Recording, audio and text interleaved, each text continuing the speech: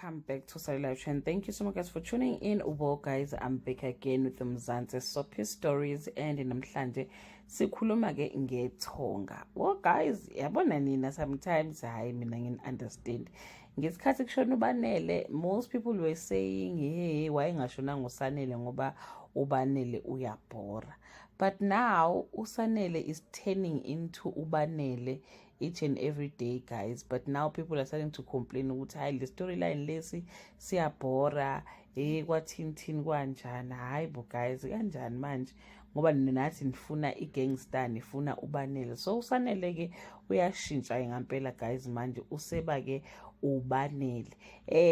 Namhlanje into ezokwenzeka kuthiwa ke uBanele's presence looms stronger over uSanele, blurring the line between the living and the dead. Like uzophila kakhulu ke manje kuSanele uBanele guys, and lento lena ke ilimaza ke i-relationship ka Sanele noMbali.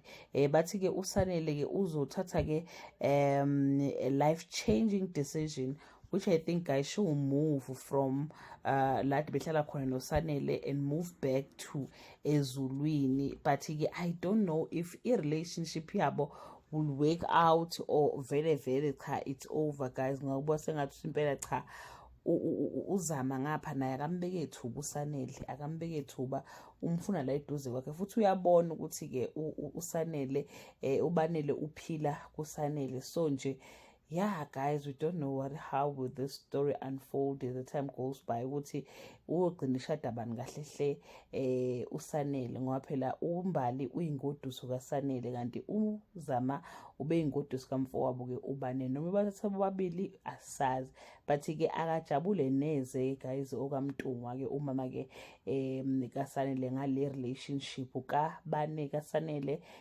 beno uzama, ngoba uyazi ukuthi ke ifamily yakantanzi akusi family right. Uyazi ngithi naye kade elala nobaba kaZama ethenga protection, but at the end of the day ubaba kaZama killed umntanakhe ke uBanele. So yeah guys, we don't know, but just leave your comment below ukuthi wena ukuliphi side. Are you happy ukuthi uSanele is turning is changing into being uBanele, or uthi cha awukho happy akaphila impilo kade vele iphila yabo?